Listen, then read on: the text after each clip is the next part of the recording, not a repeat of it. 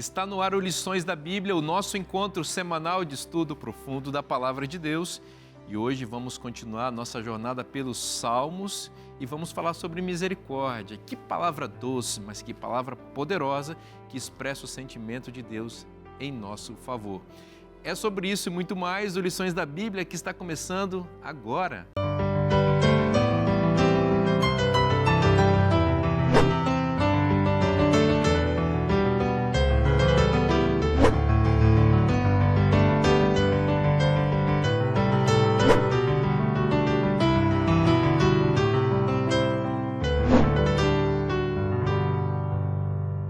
Eu já estou aqui na boa companhia dos meus amigos que estão conosco ao longo dessa temporada para estudarmos juntos o livro dos Salmos. E quantos insights preciosos a gente está aprendendo, né? Eu aproveito para apresentá-los para vocês mais uma vez, esses que são os nossos companheiros de jornada aqui. Aqui à minha direita, o amigo Cândido Gomes. Seja bem-vindo, amigo. Obrigado, pastor Vinícius. Está sendo muito legal participar mais uma semana. Já estamos aí na metade dessa temporada. E que riqueza, que beleza a gente lê os Salmos e está sendo uma bênção aqui estar com vocês, passar esse tempo junto com amigos queridos. É verdade. Amigo Felipe Mazotti, que bom receber você de novo. Que bênção estar aqui, Vinícius. É uma bênção podermos estudar a Bíblia de novo, né? A palavra do Senhor e agora um pouquinho sobre misericórdia, né? A misericórdia do nosso Deus. É verdade. Está sendo uma bênção para mim, creio que também para aqueles que nos assistem e é uma honra estar aqui. A honra é nossa.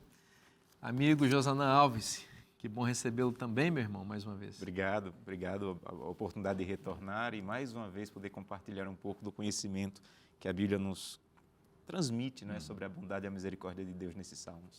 Vou pedir você para fazer uma oração para a gente. Vamos orar. Querido Deus, nós te agradecemos, Senhor, te agradecemos por tua bondade, te agradecemos por tua palavra e o privilégio que temos de estudá-la. Que a tua presença, que o teu Santo Espírito esteja dirigindo isso que vamos compartilhar com pessoas que estão nos assistindo e realmente precisam conhecer mais sobre a tua bondade e misericórdia. Amém. É o que te pedimos em nome de Jesus. Amém. É a história da salvação, também é a história da misericórdia de Deus, né? Misericórdia é um sentimento interessante, né? Porque é diferente um pouquinho do amor, tem uma nuance aí, né? O amor é um sentimento que sempre chama a reciprocidade, né? Amor é um princípio, né, que envolve, às vezes, um relacionamento, né? Alguém está entregando, mas também está recebendo. Eu penso, por exemplo, no matrimônio, né?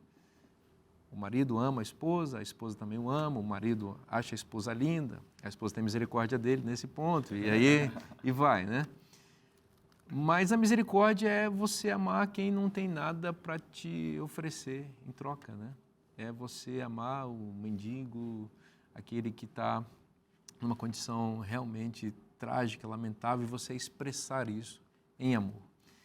E a história da salvação, Felipe, tem que ver com isso, né? Deus olhando para esse lixo cósmico que é o planeta Terra e os humanos aqui vivendo numa condição que ele poderia simplesmente desprezar, mas ele resolve amar.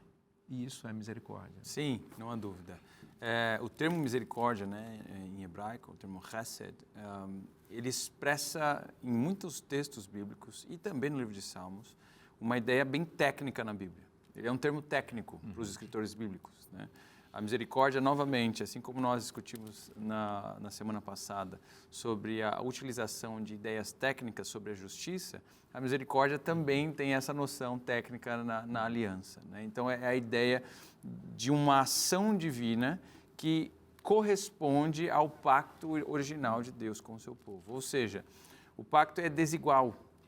Não é possível que o ser humano viva ou esteja diante desse pacto que ele consiga, né, corresponder ao Deus de amor e ao Deus de santidade.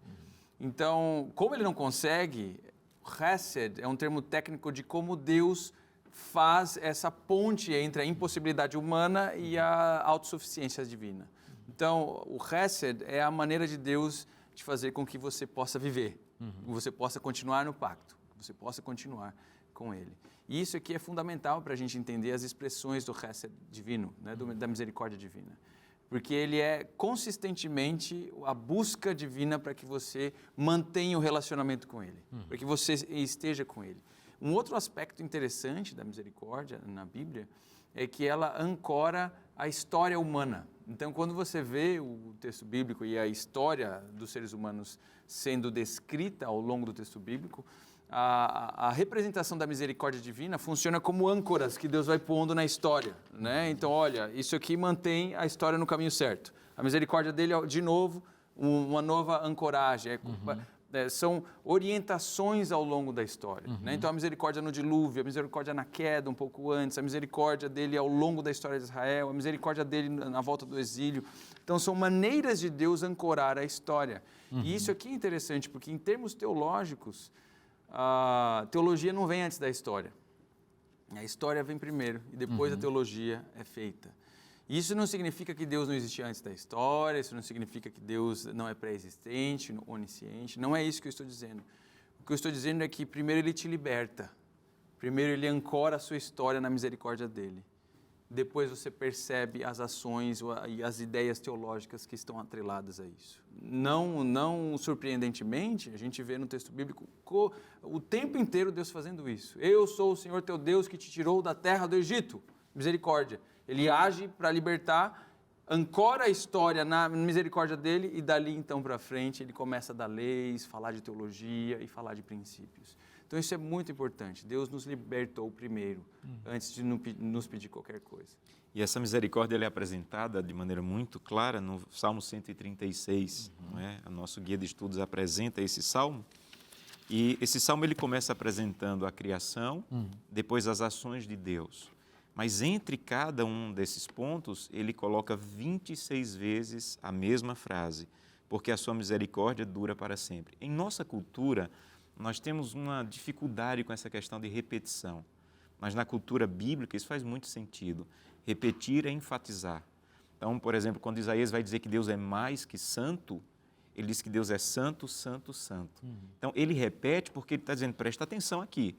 Então, o que esse salmista está fazendo aqui é dizer assim, olha, eu vou te contar da criação, você já sabe um pouco da criação, mas vou te dizer por que ela aconteceu, porque a misericórdia do Senhor dura para sempre. Eu vou te contar sobre ele abrir o mar vermelho, você já sabe que ele abriu o mar vermelho, eu vou te contar agora por que ele abriu o mar vermelho, porque sua misericórdia dura para sempre. Eu vou te dizer por que ele enfrentou o exército do faraó, você conhece a história, eu vou te dizer por quê. Então ele está dando a base teológica para as ações de Deus. Ele está dizendo assim, porque a misericórdia de Deus dura para sempre, não esqueça isso. E isso, quando a gente traz para a nossa história, faz muito sentido. Eu poderia escrever um salmo assim da minha história. Né? Eu nasci, quando era pequeno, minha mãe disse que eu fiquei muito doente. E por que eu não morri ali? Porque a misericórdia do Senhor dura para sempre. E aí meu pai teve os seus problemas no emprego e saiu, e depois Deus o ajudou novamente. Por que ele conseguiu? Porque a misericórdia de Deus. Então, a minha história, como foi bem colocado pelo Felipe, ele está ancorado nesse amor. E a palavra, como ele colocou aí, misericórdia, né? O nosso guia de estudo diz que pode ser traduzido como amor constante. Eu gosto disso aqui. Né? Quando os evangelhos dizem que Jesus amou, tendo amado os seus que estavam no mundo, amou-os até o fim. Então, hoje nós conhecemos o amor que ama até a beleza durar, o amor que ama até o dinheiro dar, o amor que ama, e o amor de Deus é um amor constante. Se eu decidir abandonar tudo, o amor de Deus não vai diminuir. Se eu decidir nunca mais e conseguir nunca mais errar, o amor de Deus não vai mudar, porque o amor de Deus é constante. Isso é a misericórdia de Deus. Maravilha. Eu acredito que, pensando nessas repetições, não só aquele que escreve e descreve essas realidades, essas repetições, para mim, são como uma possibilidade de construir um caminho mental. É uma reafirmação constante disso que deve ser a base da minha jornada de fé. Eu acho que a gente é tentado a construir caminhos mentais nas nossas lógicas religiosas, de que a gente se conecta a Deus, de que a gente consegue coisas de Deus, de que a gente é para Deus, baseado em outros termos.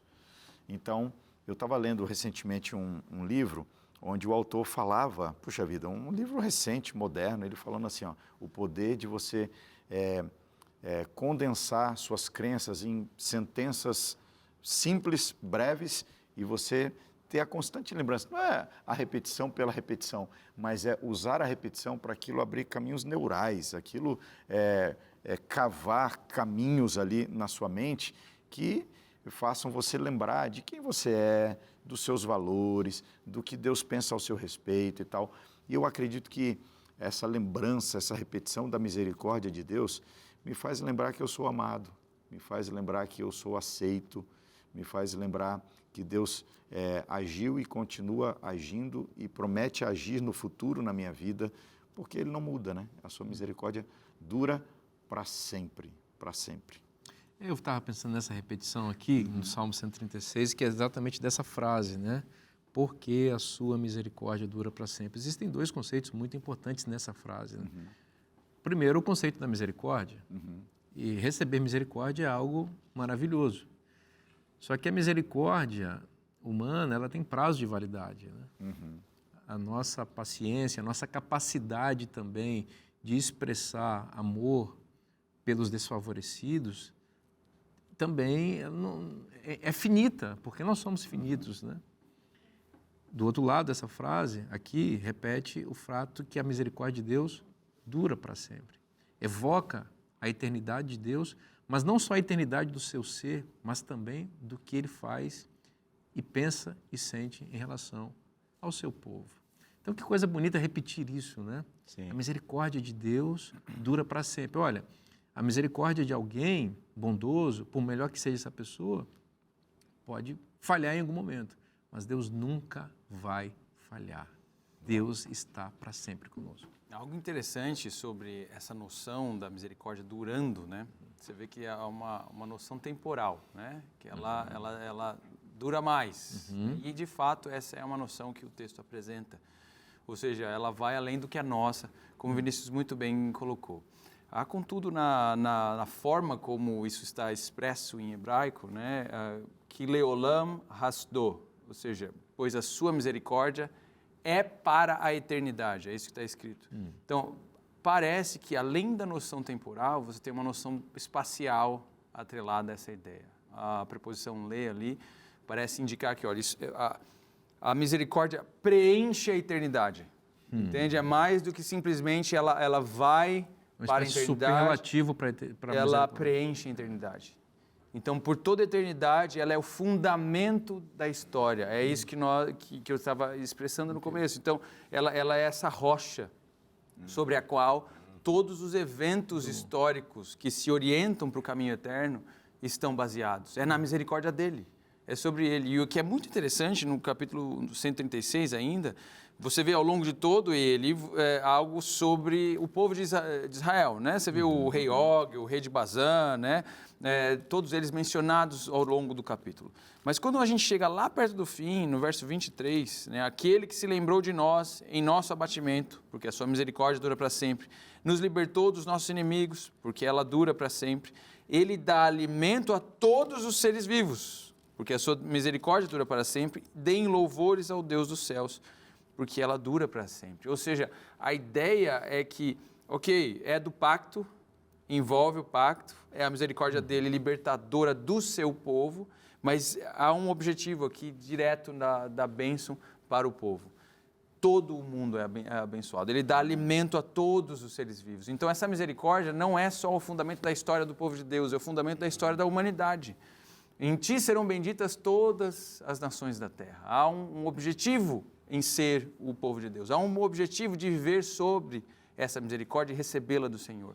É para que o mundo seja abençoado, porque Ele abençoa o mundo, não só os seus escolhidos. E essa ideia de misericórdia, acho que precisamos pontuar que o auge dela é vista na cruz do Calvário. Essa misericórdia que dura para sempre, ela só é possível pelo que Cristo fez na cruz do Calvário. Então, essa noção de olhar para a cruz do Calvário, enxergar ali a bondade, a misericórdia de Deus, tudo que nós temos na história da nossa vida, na história do povo de Deus, na história da humanidade, a misericórdia só pode alcançar porque a cruz aconteceu, né? O sacrifício aconteceu. Há um autor chamado William Jay, um comentarista, que ele diz assim: estou envelhecendo, a memória me está falhando, mas há duas coisas que nunca esquecerei, que sou um grande pecador e que Jesus Cristo é meu grande Salvador. Então, essa noção diária de que a misericórdia do que Cristo ofereceu na cruz me alcança e que todo toda a minha história está fundamentada nessa misericórdia, isso deve nos fortalecer a cada dia. É verdade. Há uma outra expressão bíblica também traduzida como misericórdia, cuja etimologia remonta à gravidez. Eu acho que essa é uma boa imagem para falar de misericórdia, né? Talvez a pessoa, na maior parte das pessoas, né, que mais materializa o conceito de misericórdia para nós é a nossa mãe, né? Porque ela doou tudo, né?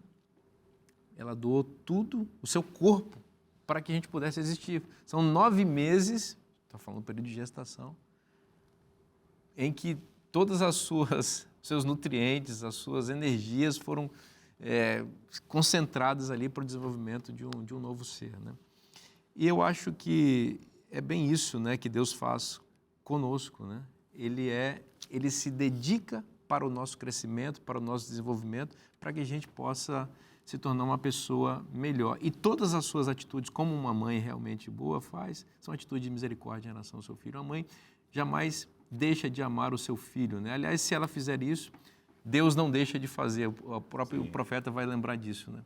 Vai lembrar disso daí. É interessante que no verso 12 a gente tem algo interessante que eu acho que epitomiza essa ideia de alguém que é misericordioso, como a mãe, mas que se põe à frente do perigo, né? Como ela mesma, né? Quando o filho precisa. No verso 12 nós lemos o seguinte: ele os tirou com mão poderosa e braço estendido, porque a sua misericórdia dura para sempre. Nós geralmente atrelamos a ideia de misericórdia a atos não violentos ou atos inofensivos. Né? Misericordioso é alguém que é sensível, não vai à guerra. Né? Misericordioso é alguém que oferece o pão, é alguém que em termos de liberdade vai ser o pacificador, não necessariamente aquele que se levanta à guerra. A gente até na semana passada estudou sobre o guerreiro divino, né? Aquele que se levanta. E é bem interessante ver nesse verso a ideia do braço estendido, da mão poderosa,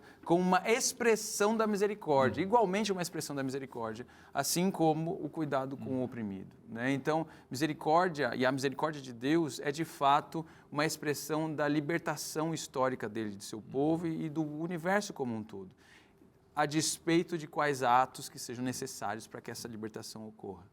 Então, o Deus da misericórdia é aquele Deus que de fato cuida dos oprimidos, que estende o seu carinho e cuidado por nós, mas é aquele Deus que se levanta também para nos defender quando é necessário.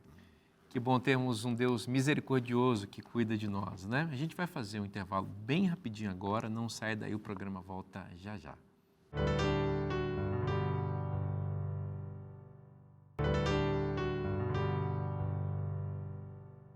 Estamos de volta para continuar estudando aqui o livro dos Salmos e vamos falar sobre misericórdia, que é uma palavra tão forte, mas tão doce também. Bom, falando nisso, eu queria antes, porém, lembrar você da importância de estudar a Bíblia e ver esse Deus misericordioso em ação para criar tudo o que existe. Lembra que essa também é uma atitude de misericórdia de Deus.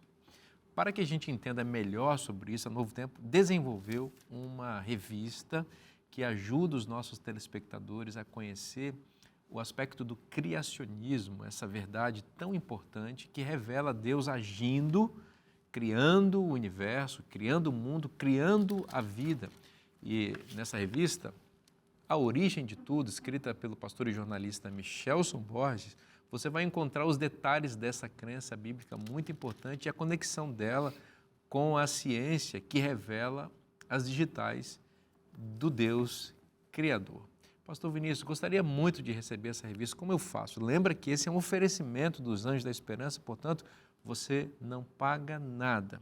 Como é que você faz para receber, então? É só você mandar um WhatsApp para o número que está aparecendo aí na sua tela, 12 98244 4449 é o número que você vai ter acesso a um cadastro, você preenche rapidinho e a gente envia para você, então, esse material sem custo nenhum. Lembrando que se você já tem essa revista, já recebeu, gostou, estudou e quer mais, a Novo Tempo tem um catálogo de revistas que a gente oferece também gratuitamente e você tem acesso no mesmo link aí no WhatsApp. Por exemplo, eu tenho aqui essa revista Guia de Estudo Bíblia Fácil, do programa Bíblia Fácil. Você vai encontrar temas doutrinários bíblicos muito importantes para você se aprofundar no conhecimento da Bíblia. Pastor Vinícius, já tenho essa, queria alguma coisa sobre finanças, eu quero aprender a administrar melhor meus recursos, não quero ficar endividado, eu quero sair das dívidas, quero economizar, quero juntar dinheiro, quero ajudar a igreja na missão, enfim. Olha que revista interessante, Saldo Mais, é um material também desenvolvido para, com base na Bíblia, ajudar você a conhecer mais sobre a mordomia cristã, né? Pastor José não tem um especialista aqui do meu lado e ele certamente vai dizer que é coisa boa que você vai adquirir aqui. Adquirir não, que você vai receber gratuitamente, né? Bom, gente, vamos continuar falando sobre a misericórdia. A gente vai chegar num salmo agora, que é um dos mais celebrados salmos na Bíblia, porque ele está, Felipe, atrelado a uma história. Você falou bem essa questão da história e da teologia. O Salmo 51 é uma teologia, ou tem uma história que o fundamenta, né, Cândido? E vamos contigo aqui, sim, porque eu acho que você tem coisas interessantes para falar. Eu acho que esse salmo, que a gente preferiria que não precisasse ter sido escrito. Verdade. Porque quando eu digo que o Davi é meu herói da Bíblia, eu acho que isso diz muito, né? Não só pelos seus atos heróicos, né? Para um garoto pequeno, o Davi, que gira funda e que vence um gigante e que consegue logo no capítulo seguinte ser um guerreiro que vence batalhas, mas que ao mesmo tempo é sensível, é poeta, escreve e tal. Mas esse mesmo Davi também é flagrado numa cena trágica. Aquele capítulo que a gente não queria que tivesse na Bíblia. Mas, ao passo que isso me choca, isso também me enche de esperança. Porque as histórias da Bíblia são as nossas histórias. Claro. A Bíblia não é uma coletânea de histórias de heróis do passado que eram perfeitos, que eram livre de qualquer falha, na necessidade de algum retoque e tal. E o Davi, ele escreve essa confissão de arrependimento, ele se coloca diante de Deus. O Salmo diz assim, foi um salmo composto, né, quando Natã, o profeta, veio ter com Davi, depois de ele haver possuído Batseba. E o Davi, eu fico tentando imaginar, ele olhando para ele mesmo, a vergonha, os cacos do seu caráter, da sua reputação, e ele, à altura do verso 10, o texto mais conhecido talvez deste salmo, quando ele diz, cria em mim, ó Deus, um coração puro e renova dentro de mim um espírito inabalável. O Davi toma emprestado aqui o verbo criar, lá do Gênesis capítulo 1, quando o autor bíblico diz que Deus criou os céus e a terra. Mas ele não criou a partir de alguma coisa pré-existente, ele criou a partir do nada. Ele, com uma palavra, fez surgir todas as coisas. E eu acho interessante que o Davi usou essa mesma palavra como se dissesse assim, Senhor, não sou nada. Se eu era alguma coisa, isso tudo se desfez. Mas o Senhor, que é especialista em criar coisas a partir do nada, toma a minha vida, os cacos, o resto, o nada que eu me tornei, mas cria em mim um coração puro. E eu acho que isso é fruto da misericórdia de Deus, porque Ele pega essa matéria-prima inadequada, essa matéria-prima inexistente de bondade, de justiça, de santidade em nós, mas Ele cria isso a partir da ação do Seu Espírito agindo na nossa vida. Muito bom, muito bom. É interessante que, às vezes, as pessoas pensam nesse salmo como um salmo da confissão do pecado, mas eu acho que precisamos olhar para esse salmo como algo além de confissão de pecado. Esse salmo também apresenta a necessidade de perdão, mas ele também apresenta a grande questão do perigo que é não confessar. Como não confessar é desastroso. Não é? Então, o Salmo ele apresenta a culpa em três aspectos aí. Ele apresenta a culpa no aspecto pessoal. Quando Davi diz, por exemplo, eu pequei, eu conheço a minha transgressão. Ele também apresenta a culpa no aspecto social. Né? Ele diz assim, olha, desde que nasci, já nasci em pecado. Mas ele também apresenta, o que para mim é muito interessante, a culpa no aspecto de ser uma culpa contra Deus. Como assim contra Deus? Não foi contra o esposo, não foi contra Urias, não foi contra o povo. Ele está dizendo, não, Deus foi contra ti, porque quando eu firo alguém, eu estou ferindo a Deus também. Né? Qualquer culpa contra o outro é uma culpa contra Deus. Eu gosto do verso 4, esse me chama muita atenção, quando Davi diz assim, pequei contra ti somente, fiz o que é mal perante os teus olhos, de maneira que serás tido por justo no teu falar e puro no teu julgar. Davi, ele usa muito essa expressão, eu sei, eu conheço, o meu pecado. Na verdade, 7 vezes ele usa os pronomes meu, 7 vezes no Salmo. Em outras palavras, ele está dizendo, eu estou assumindo o pecado. Eu estou assumindo o que eu fiz. Ele está tendo coragem de lidar com o pecado. O que preocupa Davi nesse salmo não é a consequência do pecado. O que preocupa Davi nesse salmo é exatamente o perigo que é o pecado, o desastroso que é o pecado. Há um autor chamado Thomas Watson que ele diz que enquanto o pecado não for amargo, Jesus Cristo não será doce. Eu acho que isso traduz bem esse salmo. O pecado se tornou amargo. O pecado em si, não a consequência, o pecado em si se tornou amargo, tão amargo para Davi, que agora a oferta de perdão era doce para ele. Enquanto o pecado não for amargo, Jesus Cristo não será doce. Mas eu quero observar também aí, Josana, que a gente pode ser tentado a olhar para isso aqui e falar, tá, mas tudo bem, o Davi foi flagrado, o profeta visitou a casa dele, foi descoberto. Será que a gente precisa lembrar que na época os reis matavam os profetas? Tranquilamente. O discurso de Natan não seria ouvido por ninguém mais. Davi tinha poder, autoridade na cultura, a função que ele ocupava de silenciar a voz do profeta e acabou.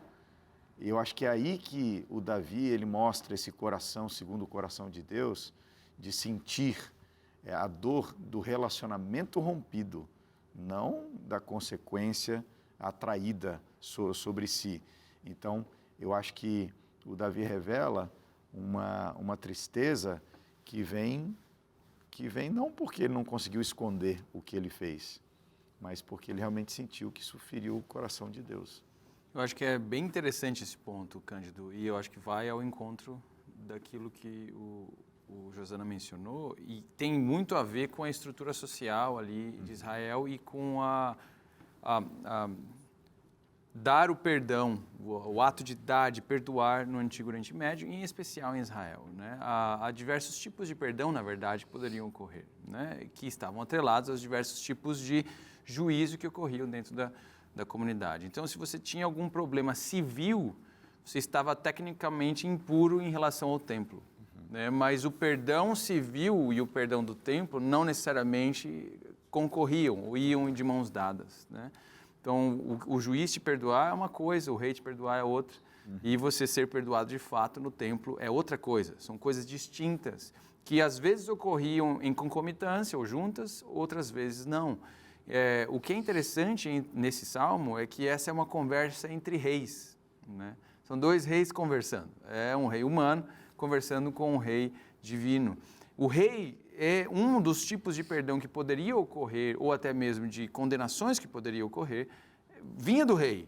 E você vê exatamente isso ocorrendo na história que gera esse salmo. Né? Natan originalmente vai falar com Davi, falando sobre, utilizando a metáfora ali da ovelhinha, né? Que vai ser morta. E você vê Davi injuriado com aquilo ali. Você vê esse ímpeto para o juízo vindo do coração dele, que vinha justamente da posição de rei dele, que dava para ele essa alcunha de perdoar, de dar um perdão ou de dar um juízo com base na sua posição como rei. Né? A inversão do que ocorre em direção a ele, coloca ele numa posição não só agora que ele precisa ser perdoado, mas esse é um rei que queria fazer juízo.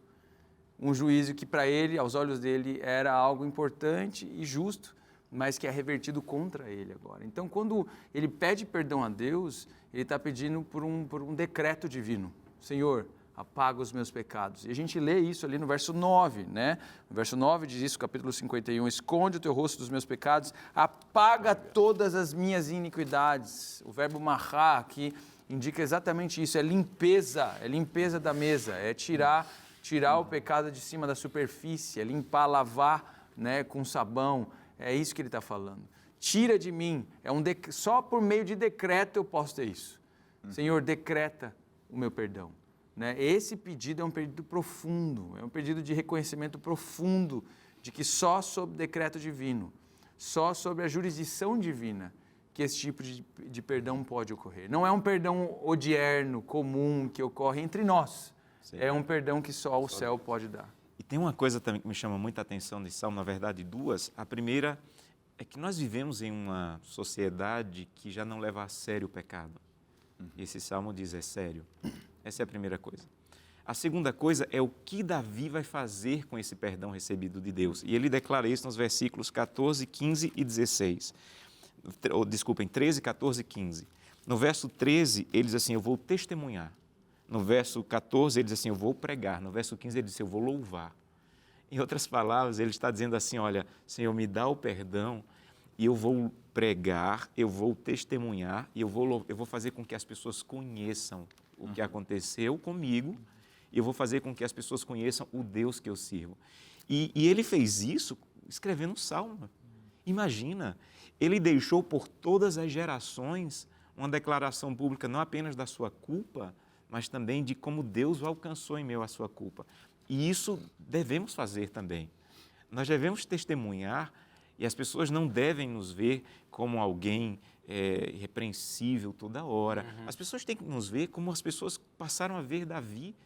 Davi não deixou de ser admirado, mesmo a gente sabendo quem ele era. Pelo contrário, Davi se tornou acessível. Sim. Agora eu posso ser como alguém, pelo menos em uma esfera da sua vida, eu posso ser como Davi. Por que Davi se tornou amigo de Deus? Davi não se tornou amigo de Deus porque nunca caiu, mas porque conseguiu escrever o Salmo 51 e disse, Santo Deus, eu vou fazer com que as pessoas conheçam quem eu sou, o que eu fiz, mas quem me alcançou. Agora, é muito interessante isso e a gente precisa conectar, o pastor Josana mencionou, a gravidade do pecado. O Davi é esse herói que o coração, segundo o coração de Deus, experimentou o perdão, mas como o pecado é cruel e terrível, é só olhar a história da família do Davi. Ele foi perdoado, mas Deus tira da mesa, apaga, mas a vida traz suas faturas. Sim. Sabe uma coisa interessante aqui, ainda no Salmo 51, é o uso dele no Novo Testamento, especialmente na parábola do fariseu e publicano, contada por Jesus, né? O fariseu é cheio de justiça própria e tudo, né? E desce condenado daquele momento de adoração.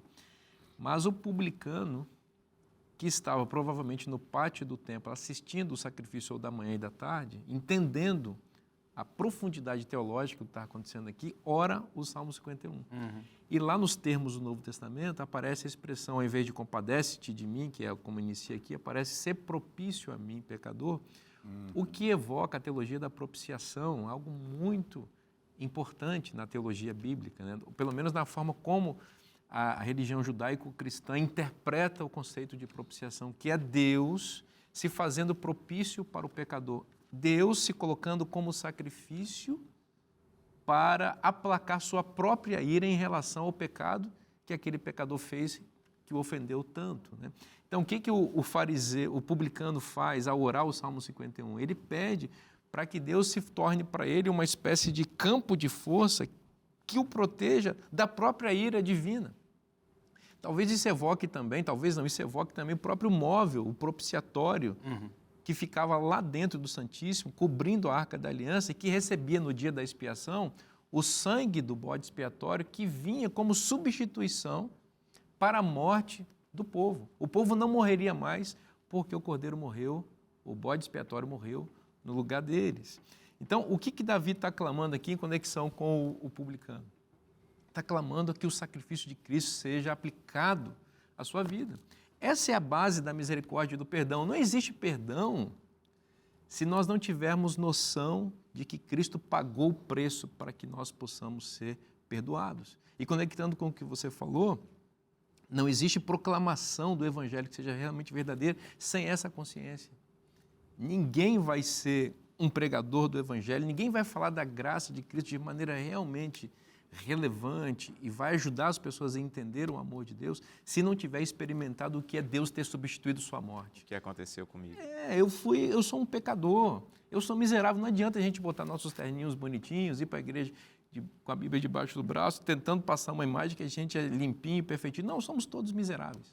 E nós só estamos vivos e só temos alguma esperança porque Cristo morreu no nosso lugar e garante a nossa vida. A desconstrução da doutrina do pecado é, de fato, a base para esses ataques que nós, ou para a não compreensão plena do que Cristo é e do que Ele fez por nós. Então, assim, eu acho que o que a gente está conversando aqui é de quão profundo é o mal, quão profundo é o ataque e o efeito dele na nossa história, em quem nós somos. Não só no que fazemos, mas em quem somos. E ao nos atacar de maneira tão profunda, quão profundo tem que ser o nosso anseio pelo Senhor, que é o que o Salmo 130 vai dizer. Eu anseio pelo Senhor. Eu anseio que o Senhor apareça. Eu anseio que o Senhor decrete, que o Senhor me lave, que o Senhor me limpe. Porque é só assim. Sem esse anseio de fato no coração, não há como receber a graça da misericórdia divina. Excelente, Felipe. A gente vai falar um pouquinho mais sobre o Salmo 130 no próximo bloco. Você não sai daí, porque a gente volta já já.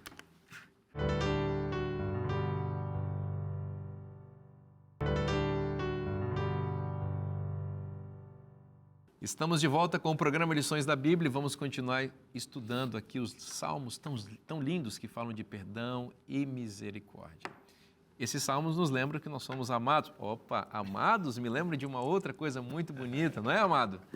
O Amado Cândido está aqui e você sabe que esse ano a Casa Publicadora Brasileira lançou a Meditação Jovem, o livro escrito pelo pastor Cândido, 365 meditações inspiradoras para aquecer seu coração, para colocar Jesus mais perto de você, botar você mais perto de Jesus e fazer você se sentir amado. Para você adquirir esse material é só acessar cpb.com.br, corre lá que ainda dá tempo de você ter esse material e ser abençoado ao longo do ano. Ô Cândido, fala um pouquinho para a gente como foi escrever esse livro tão especial. Olha, Vinícius, para mim foi uma honra, um privilégio. Eu trabalho com jovens aqui no estado de São Paulo, eu convivo com eles, eu prego a eles, eu tenho contato constante com a juventude e esse devocional é uma oportunidade de conversar também. Eu falo que quando eu escrevi essas mensagens, eu como que escrevia cartas para esse futuro, né, para 2024, esse ano, para os jovens terem uma visão de Deus. Eu acho que o que a gente tem falado aqui nessa semana da lição, a misericórdia de Deus, eu acho que o maior lembrete quando Deus estende a sua graça, a sua misericórdia por nós, é que Ele olha para a gente e diz, você é o meu filho amado. Não há nada que você faça de ruim que vai diminuir meu amor, não há nada de bom que faça você merecedor do meu amor, você já é amado, você já é amado. Eu acho que esse é o lembrete que eu gostaria de ter esse ano inteiro, e aí estão essas meditações para a nossa igreja. Muito bom, muito obrigado por ter escrito, por ter deixado Deus te usar nesse projeto tão especial. E para mim foi muito bom também ter lido esse material, estamos lendo na nossa casa, estamos sendo abençoados. Amém. Felipe, vamos continuar lembrando, né, que nós somos amados aqui com o Salmo 130, você falou coisas muito interessantes no bloco anterior, eu queria que você desse prosseguimento aqui, porque no Salmo 130 aparecem imagens como alguém clamando das profundezas, eu imagino alguém se afogando, sabe, assim, perdido no mar e ali desesperado e ele estende o braço e Deus está disposto a salvar, Deus perdoando iniquidades, guardas esperando pela manhã, comparando com a pessoa que deseja o perdão e a misericórdia de Deus. Enfim, é um resuminho aqui do Salmo. Sim, tem muita coisa interessante. A gente vê logo no verso 3 ali, se tu, Senhor, observares iniquidades, quem, Senhor, poderás escapar? Ou seja, o Senhor conhece, né? Sabe tudo. Se o Senhor observa e de fato as conta, quem que vai escapar disso? Ou seja, o texto está dizendo que todos nós, né, de maneira retórica, fazemos parte dessa classe de pessoas que não tem como escapar da observação de nossas iniquidades por parte de Deus. Deus sabe quem nós somos, né? Mas contigo está o perdão para que sejas temido. Aqui é interessante, porque geralmente nós tememos a Deus, ou falamos do temor a Deus, porque Ele conhece os nossos erros, né? Então, e o verso fala aqui, olha, o Senhor sabe tudo, quem pode escapar? Mas ele não fala de temor na hora que ele está descrevendo o fato de Deus saber de tudo. Você tem que temer a Deus por quê? Porque Ele perdoa. É bem interessante. O texto parece que atrela o temor a Deus à possibilidade de perdão que Ele oferece a nós, e não o fato de Ele conhecer os nossos erros, né? E isso é fenomenal no texto, porque a gente geralmente faz uma teologia às avessas em relação a essa realidade. Tememos a Deus porque Ele sabe o que você fez. Ele sabe onde você está, sabe o que você faz escondido. Quem já não pregou assim, né? O Senhor sabe o que você faz lá, sabe aquilo que você faz e ninguém vê. Mas o temor de fato, o temor real, o temor que a Bíblia impulsiona em nós é o temor daquele que conhece o perdão de Deus. Esse é o Deus que você teme, é aquele que pode te perdoar. É o temor de respeito, é o temor de amor, é o temor de entrega, é o temor a um Deus que nos ama de fato. A gente, algumas semanas atrás, ainda nessa nossa conversa, eu mencionei um pouco sobre isso, né? A relação entre medo e agressividade, né? E a ideia de que quando a gente consistentemente prega um medo de terror, no sentido de terror de Deus, nós estamos semeando agressividade na plateia ou naqueles que estão ao nosso redor, né? O medo é a base da agressividade. E o que nós vemos aqui não é um Deus agressivo em relação a nós. É um Deus que quer nos buscar, nos tirar da profundeza do mal. Então, o mal é real, é profundo, é sério, mas tão sério e tão profundo quanto o mal é a habilidade de perdoar de Deus. E é por isso que nós o tememos, porque Ele é capaz de nos perdoar. Lutero tinha uma relação interessante com esse salmo, na verdade, com todos os salmos. Algumas pessoas pensam em Lutero muito ligado ao livro de Romanos, mas antes dele colocar lá as 95 teses, ele estava dando aula sobre o livro de Salmos. E ele fala muito, ele tem um comentário lindo do livro de Salmos. Ele diz que esse Salmo 130 é um salmo paulino. Ele diz isso porque ele apresenta que o perdão é dado não porque eu mereço ou por minhas obras, mas por confiar em alguém que tem perdão para me dar. E isso é interessante, essa relação entre estar ciente do seu pecado e confiar que Deus tem misericórdia é apresentado muito bem no verso 7 e 8. Quando diz assim, espere Israel no Senhor, pois no Senhor há misericórdia, Exato. Nele há copiosa redenção. É Ele quem redime a Israel de todas as suas iniquidades. E Lutero, no comentário dele, ele coloca 3 coisas. Primeiro, por que Deus perdoa? Ele diz, por causa da sua misericórdia. Deus perdoa por isso, ponto. E aí ele continua dizendo, e como Deus perdoa? Deus perdoa por causa da sua abundante redenção. Em outras palavras, o preço foi pago em Cristo. A salvação é gratuita, mas não é barata. E ele continua dizendo, e o que ele perdoa? E aí o verso termina dizendo, ele perdoa todas as iniquidades. Em outras palavras, o Salmo começa dizendo, eu fui às profundezas. E termina dizendo, não há lugar, não há profundeza que você chegue que o perdão não te alcance, porque Ele é capaz, há perdão suficiente para todas as iniquidades. Então o Salmo começa dizendo do lugar que eu posso chegar e termina dizendo que Deus pode me alcançar ali e dali Ele pode me tirar, não importa quão profundo venha a ser. Uma pessoa que está em pecado e está assistindo esse programa hoje, Exatamente. pode orar as palavras desse salmo. Perfeito. Está se sentindo lá nas profundezas do mal, achando que não tem mais solução para a vida, que foi longe demais, das profundezas clama a Ti, Senhor. E esse Deus vai escutar a sua oração e vai livrar você. Amém. Eu gosto de lembrar, faz tempo que a gente não fala dos poetas modernos, né? Sim, sim. Mas eu gosto de lembrar de uma música, está até no Novinário, inclusive, uma letra do Valdeci Lima, quando ele fala, Deus não se cansa de amar.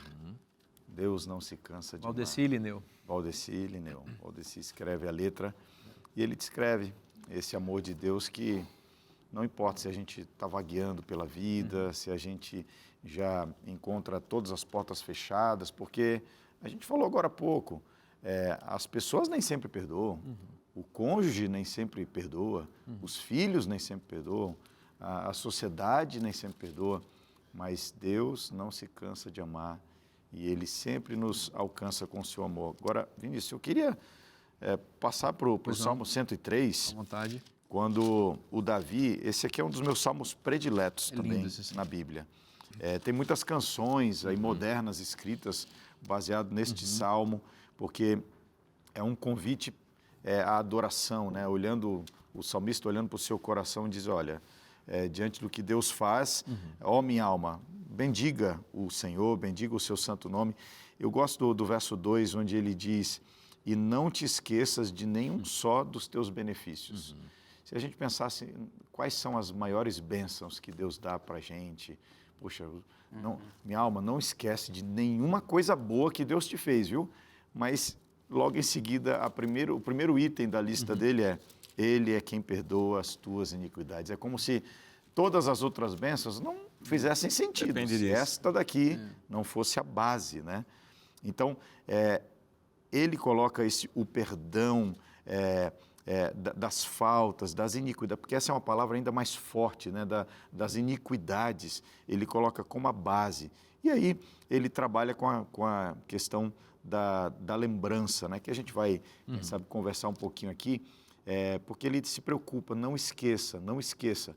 Eu lembro quando eu fui para o seminário, fui estudar teologia, que estudamos, o Felipe e eu estudamos juntos também. Eu lembro, rapaz, que eu entrei naquele túnel de coisas novas, de novos relacionamentos, de novos conteúdos, estudando muito, e aquela rotina intensa. Fevereiro, março, abril, maio. Passou o dia 10, passou o dia 11, eu estou falando não números aleatórios, estou falando a história como ela aconteceu, porque no dia 11 de maio é o aniversário do meu pai. E o dia amanheceu, deu meio-dia, eu voltei da aula, fui para a biblioteca, estudei, anoiteceu, fui dormir. Esqueceu. E eu não lembrei de quem pagava a mensalidade do meu curso. Eu lembrei no dia seguinte. E quer saber? Não tive coragem nem de falar. Falei, deixa para lá e vamos fingir que isso aí não aconteceu. Meu pai está assistindo porque ele sempre assiste o seu programa. Um abraço para ele. O seu Luiz, pai, Luiz. um beijo para você, viu? Eu esqueci. E meu pai também não disse nada, continuou pagando a mensalidade em dia, viu? Mas no dia 19 de setembro, que é o meu aniversário, o meu pai, antes das 5 da manhã, ele ligou no meu quarto. E eu falei, oi pai. Ele falou, filho, estou ligando só para dizer que eu amo você. Sabe, o que cativa o nosso coração é a ideia de que um pai, mesmo quando a gente se esquece dele, ele nunca se esquece de nós. E a sua misericórdia já está garantida, mesmo quando a gente se esquece. Agora, o Salmo, a palavra do salmista, que eu quero que seja a minha palavra para Deus é, minha alma, não esqueça, não esqueça das suas misericórdias. Que lindo, Cândido, que bênção. E essa ideia de não esquecer, ela não só é força para o passado, reconhecer o passado. Há uma citação de Ellen White, no Caminho a Cristo, página 79, que ela diz assim, recordemo-nos das misericórdias que Deus nos tem mostrado, as lágrimas que Ele já enxugou, as dores que Ele suavizou, as ansiedades que aliviou, os temores que dissipou, as necessidades que supriu, as bênçãos que derramou. Aí ela diz, dessa maneira, de que maneira? Recordando do que Ele já fez, dessa maneira Ele vai te fortalecer para tudo que te espera à frente na sua jornada. Então, quando eu olho para o que Deus fez, eu não estou apenas reconhecendo o que Ele fez, eu estou me fortalecendo para o que vai me aguardar ainda. Vai chegar o momento em que vai parecer que Ele não enxugou as lágrimas. Vai parecer momento que Ele parece que não suavizou a dor. Mas se eu lembrar do que Ele já fez, eu vou dizer, Ele não vai me abandonar agora, porque Ele já fez. Eu tenho lá no meu caderninho de oração, que eu apresentei algumas semanas atrás, eu tenho o hábito de escrever coisas que Deus fez. E às vezes eu pego o caderninho, quando estou num momento de dificuldade, eu olho e digo assim, olha, mas se Deus fez isso por mim, nesse momento, por que Ele vai me abandonar agora? Não é lógico, não é possível. Vou continuar confiando. Então, essa memória das misericórdias de Deus me dá força para continuar a jornada. Nós vivemos num mundo que fala muito sobre motivação, né? Sermos motivados. Automotivado. E na igreja a gente às vezes fala bastante disso, né? Motivando, nos automotivando bastante para determinadas ações, programas, e isso tudo faz parte da vida da igreja, faz parte e é uma necessidade nossa. Agora, talvez o texto bíblico bata tanto nessa ideia de lembrar das misericórdias divinas, porque talvez ele esteja tentando mostrar para a gente que para que a motivação seja sustentável, tem que haver gratidão. A gratidão torna a motivação sustentável, que é o que o Josana acabou de ler no texto de Ellen White, né? Então, se você é grato, manter-se motivado se torna uma ação sustentável na sua vida. E não à toa, os salmos que o nosso guia de estudo nos levou a ler, como por exemplo o Salmo 113, nos conclama a louvar o Senhor por suas misericórdias, né? Nós no verso 1 lemos, aleluia, louvem, ó servos do Senhor, louvem o nome do Senhor, bendito seja o nome do Senhor agora e para sempre, do nascimento do sol até o momento em que se põe, louvado seja o nome do Senhor. Excelso é o Senhor acima de todas as nações, e a sua glória está acima dos céus. Quem é semelhante ao Senhor, nosso Deus, cujo trono está nas alturas, que se inclina para ver o que se passa no céu e sobre a terra? Ele levanta o pobre do pó, tira o necessitado do monte de lixo, para o fazer sentar ao lado dos príncipes, sim, com os príncipes do seu povo. O Senhor faz com que a mulher estéril viva em família e seja alegre mãe de filhos. Aleluia, louve o Senhor. Todos nós temos o que louvar, o Senhor. A despeito das lutas pessoais, há momentos e há circunstâncias na vida em que nós podemos estar bem claro de que foi a mão do Senhor que nos guiou, foi a mão do Senhor que esteve conosco. Lembrar disso não é uma ação efêmera na vida. Não é simplesmente um ato que você faz sentado na cadeira e pensando na vida. É algo que tem a ver com a sua história presente. A lembrança das bênçãos de Deus torna a motivação para o presente sustentável na vida. E eu acho que quando a gente pensa nessa lembrança, foi mencionado no começo aqui da nossa conversa, mas a gente talvez volte para isso, é a gente lembrar da cruz. Lembrar que Deus perdoa, mas a escritora Ellen White, ela traz uma citação maravilhosa, conhecida de vários, que diz: faria muito bem para nós se diariamente passássemos 1 hora refletindo sobre a vida de Cristo, considerá-la ponto a ponto, deixar a imaginação tomar conta daquela cena, especialmente as cenas finais. Ao meditar em seu sacrifício por nós, nossa confiança nele será mais constante, nosso amor será fortalecido e seremos mais semelhantes a ele. Se quisermos estar salvos no fim, teremos que aprender ao pé da cruz a lição de arrependimento e humilhação. Amém. Coisa linda isso, né? O perdão de Deus se manifesta para aqueles que clamam por misericórdia. Clama a misericórdia de Deus. Essa promessa dele está na Bíblia, e se está na Bíblia, é bom para você. Te espero na próxima semana. Que Deus te abençoe muito. Um forte abraço e até lá.